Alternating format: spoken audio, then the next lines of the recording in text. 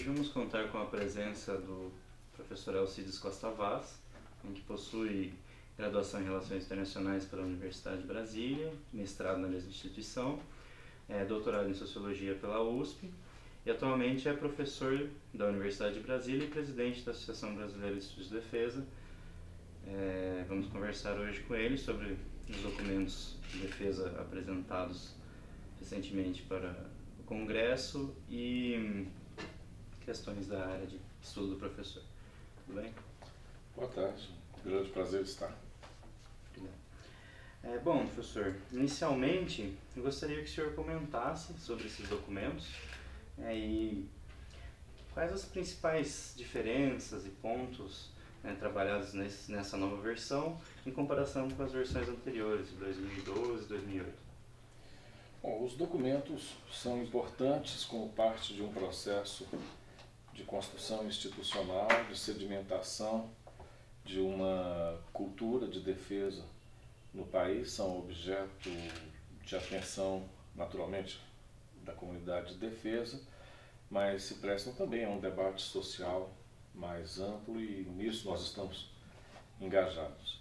A versão, ou as versões, tanto da Política Nacional de Defesa, da Estratégia Nacional de Defesa e do Livro Branco de Defesa Nacional, essas versões que foram apresentadas pelo Executivo ao Congresso Nacional para apreciação, elas são um misto de mudança e de continuidade. Continuidade naqueles aspectos conceituais que são centrais, pelo menos desde a versão de 2005 da Política Nacional de Defesa e da Estratégia Nacional de Defesa de 1998.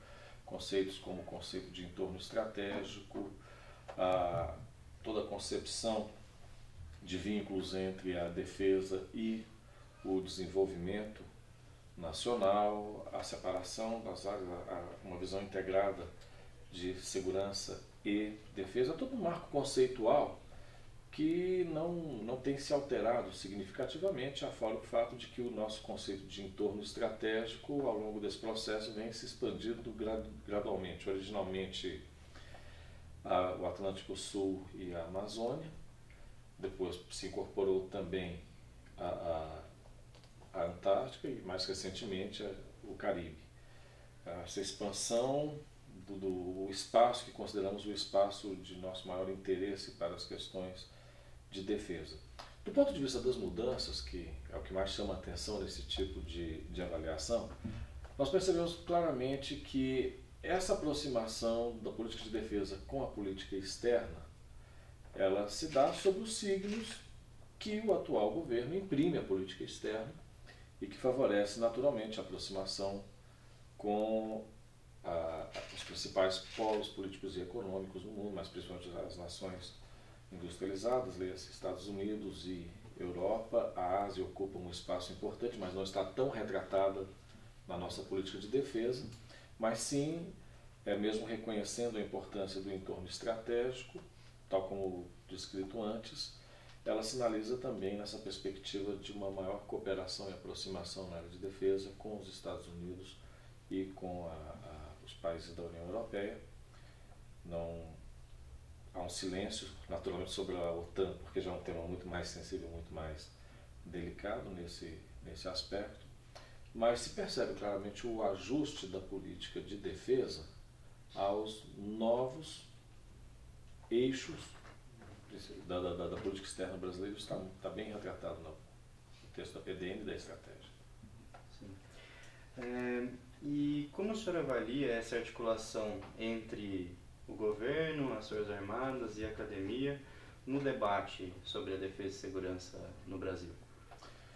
Todos reconhecemos a importância central dessa articulação e desse debate e, de certo modo, também todos concordamos com a necessidade de fortalecê-lo, de dar a ele uma moldura institucional, de torná-lo mais regular, mais fluido, não tão episódico, ou seja, se acentuando quando há circunstâncias como essa de discussão dos próprios documentos.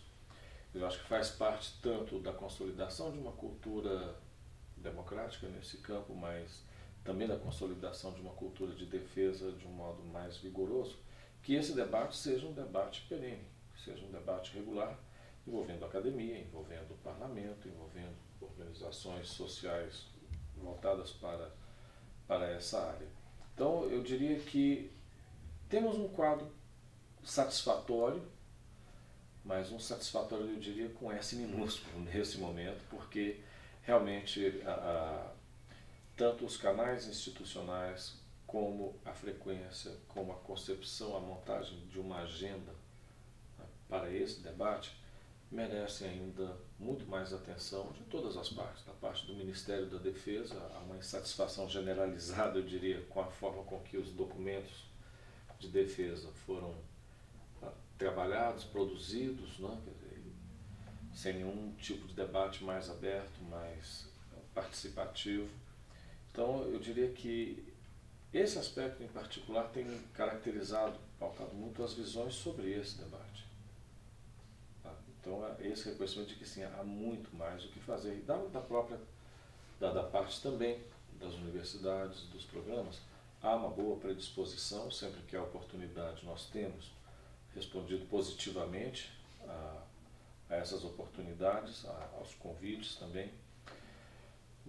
Mas é forçoso reconhecer que também que dentro de nós, do nosso próprio espaço, nós temos que também ampliar esse universo de interlocução, e ter também uma maior presença de novos atores, de novos agentes, daqueles que estão já atravessando etapas intermediárias e mais avançadas da sua formação, que são valores intelectuais muito importantes, mas que não necessariamente eles estão integrados a essa dinâmica. Então eu diria que há dever de casa cumprir em todos os lados, afora o Congresso Nacional, naturalmente, cuja pauta nesse momento não favorece muito o tratamento dessas questões, mas naturalmente que a Câmara e o Senado Federal são espaços e atores importantes nesse diálogo, mas ali dentro também há muito o que se fazer no sentido de fato, estabelecer agendas, mecanismos e uma forma mais regular e participativa. Bom, mudando um pouco agora o foco, né? Como é que o senhor avalia a atuação do CDS, né, do Conselho de Defesa Sul-Americano, e quais as perspectivas que o senhor vislumbra para a cooperação na área de defesa no âmbito da Unasul? O CDS, naturalmente, ocupou, preencheu um espaço muito importante, era um déficit, naturalmente, que a região exibia, de dispor de um espaço e de mecanismos de diálogo político para entabular cooperação em defesa. Então ele ocupa esse espaço, foi responsivo em situações específicas de agravamento de crises em alguns países, na década passada, mas no presente enfrenta ou atravessa um contexto bastante adverso, eu diria, em função das mudanças políticas que vêm ocorrendo em cada um dos nossos países, quer dizer, que traz ao poder forças políticas que ou foram muito críticas ou foram até mesmo opostas a todo esse movimento feito na década passada, a partir de 2008 em particular, com a criação do próprio CDS e da Unasul, no sentido de buscar e de enfatizar essa identidade sul-americana. Quer dizer, isso foi percebido também como uma extensão de um projeto político das forças, pois que estavam à frente dos governos. Então, esse panorama se modificou de tal forma que a dimensão contextual hoje é bastante desfavorável, tanto ao Unasul quanto ao CDS, e isso fica nítido quando você examina os planos de trabalho do próprio CDS, que tem tido o seu escopo paulatinamente reduzido. Inclusive, a última versão desses planos de trabalho chega a ser assim, bastante frustrante, mas eu diria, o retrato desse processo de desprestígio. Eu não percebo nesse momento um vetor importante, né, que esteja atrelado a um país ou a um conjunto de países, no sentido de vamos, de fato, privilegiar o CDS, a Unasul. Então está num ponto inercial, mas num ponto inercial que significa enfraquecimento, perda de visibilidade, quer dizer, não vejo como um bom momento.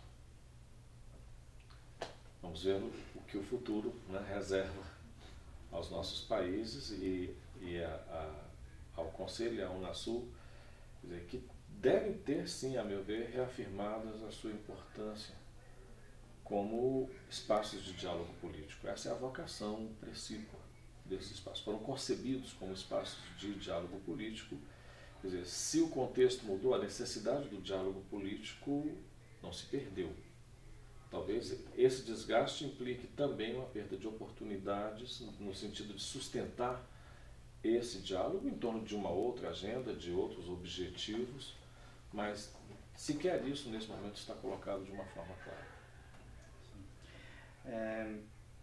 Bom, o posicionamento do Brasil nessas situações ele foi sendo modificado ao longo do tempo e eu gostaria de saber se o senhor enxerga a existência de uma grande estratégia que norteia as posições e a forma que o Brasil atua no seu entorno regional, na sua inserção no sistema internacional.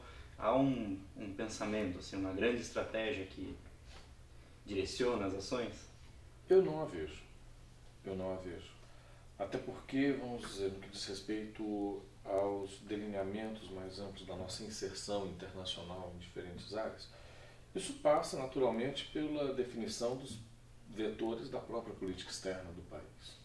E nesse momento ela está sendo revista, ela está num processo de mudança, então você tem algumas referências, tá, que estão dadas nesse sentido de procurar descaracterizar a ênfase dada à dimensão sul-sul, à dimensão de aproximação, tá, com parceiros no mundo em desenvolvimento, a esse esforço de gerar novas estruturas, um novo substrato institucional para promover governança em oposição aos mecanismos pré-existentes que eram interpretados como sendo, tendo sido concebidos pelos países em desenvolvimento, em seu próprio proveito. Quer dizer, havia toda uma visão interpretativa e uma orientação política no sentido de vamos buscar a construção de mecanismos alternativos.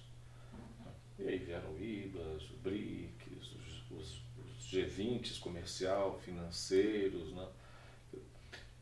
Como tentativas nesse sentido, movimentos nesse sentido. Isso está sendo revisto. Mas o que está claro até esse momento é insuficiente para poder dar conta de uma grande estratégia internacional do Brasil.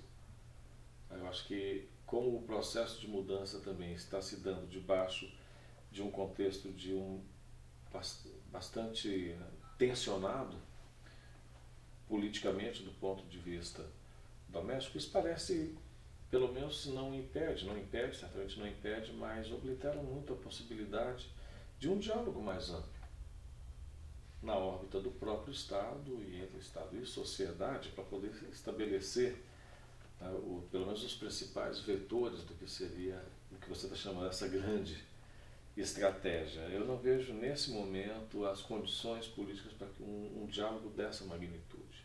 Talvez seja preciso ultrapassar essa conjuntura, e estabelecer, quer dizer, e aguardar que o próprio panorama político favoreça um diálogo genuíno, mais no sentido de maior abertura de parte a parte, para poder compulsar também os interesses, as necessidades junto à sociedade, junto às forças políticas, para estabelecer esse quadro mais amplo no qual devemos nos orientar e como nos moveríamos dentro dele. Acho que o grande projeto ainda nos aguarda. Muito obrigado, professor. Foi um prazer contar com o senhor aqui e até uma próxima. Prazer é todo meu. Até uma próxima.